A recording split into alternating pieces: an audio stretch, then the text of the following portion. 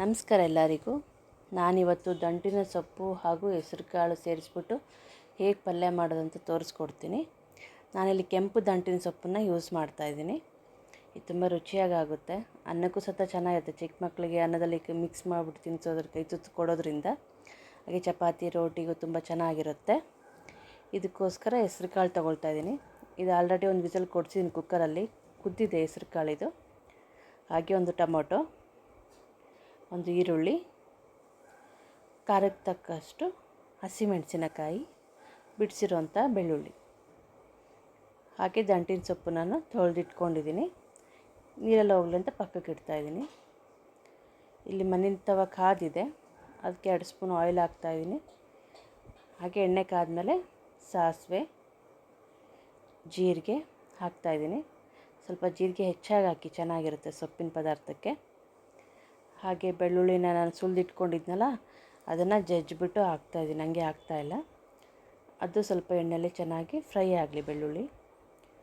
ಅದರ ಜೊತೆಯಲ್ಲೇ ಈರುಳ್ಳಿ, ಹಸಿಮೆಣಸಿನಕಾಯಿ ಕಟ್ ಮಾಡಿ ಇಟ್ಕೊಂಡಿದ್ದೆ, ಅದು ಸಹ ಒಗ್ಗರಣೆಗೆ ಹಾಕ್ತಾಯಿದ್ದೀನಿ.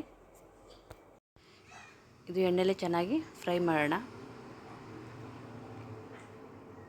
ಹಾಗೆ ಒಂದು ಟೊಮೊಟೊ ಸಹ ಕಟ್ ಮಾಡಿ ಇಟ್ಕೊಂಡಿದ್ನಲ್ಲ, ಅದು ಸಹ ಇದರಲ್ಲೇ ಹಾಕಿ ಚೆನ್ನಾಗಿ ಬಾಡಿಸ್ಕೊಳ್ತಾ ಇದ್ದೀನಿ ಎಣ್ಣೆಯಲ್ಲೇ. ಇದು ಚೆನ್ನಾಗಿ ಫ್ರೈ ಎಲ್ಲ ಆದಮೇಲೆ ನೀಟಾಗಿ ರುಚಿಗೆ ತಕ್ಕಷ್ಟು ಉಪ್ಪು ಹಾಕ್ಕೊಳ್ಳೋಣ. ನಾನು ಕಾಳು ಕುದಿಯಬೇಕಾದ್ರೆ ಸ್ವಲ್ಪ ಉಪ್ಪು ಹಾಕಿದ್ದೆ, ಹಾಗಾಗಿ ಸ್ವಲ್ಪ ಕಡಿಮೆ ಹಾಕ್ಕೊಳ್ತಾ ಇದ್ದೀನಿ.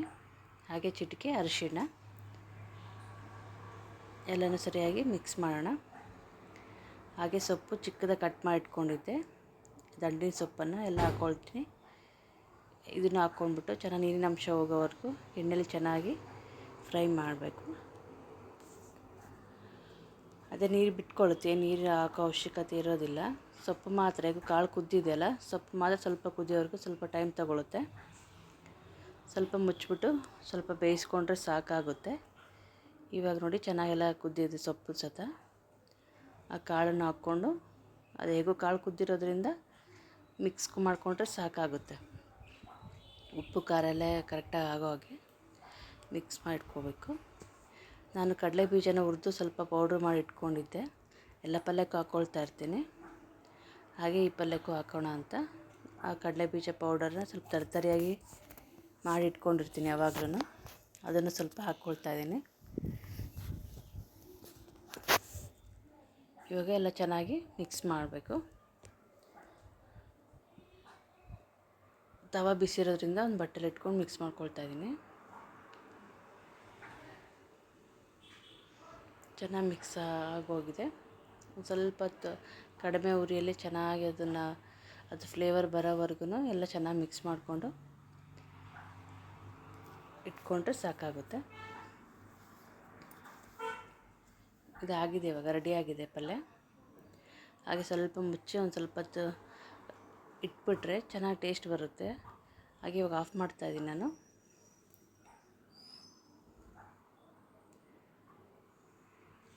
ಇವಾಗ ರೆಡಿಯಾಗಿದೆ ಪಲ್ಯ. ಇದು ಚಪಾತಿಗೂ ಅನ್ನಕ್ಕೂ ರೋಟಿಗೂ ತುಂಬ ಚೆನ್ನಾಗಿರುತ್ತೆ. ಚಿಕ್ಕ ಮಕ್ಕಳಿಗೆ ಅನ್ನದ ಜೊತೆ ಸ್ವಲ್ಪ ಕೈ ತುತ್ತು ಮಾಡಿ ತಿನ್ನಿಸೋದ್ರಿಂದ, ಮುದ್ದೆ ಈ ಥರ ಮಾಡಿಬಿಟ್ಟು ತಿನ್ನಿಸೋದ್ರಿಂದ ತುಂಬ ರುಚಿಯಾಗಿರುತ್ತೆ ತುಪ್ಪ ಹಾಕ್ಕೊಂಡು. ಇದು ನನ್ನ ಮಕ್ಕಳು ತುಂಬ ಇಷ್ಟಪಡ್ತಾರೆ. ಇದು ಸಹ ಟ್ರೈ ಮಾಡಿ ಕಾಮೆಂಟಲ್ಲಿ ತಿಳಿಸಿ ಹೇಗಾಗಿದೆ ಅಂತ.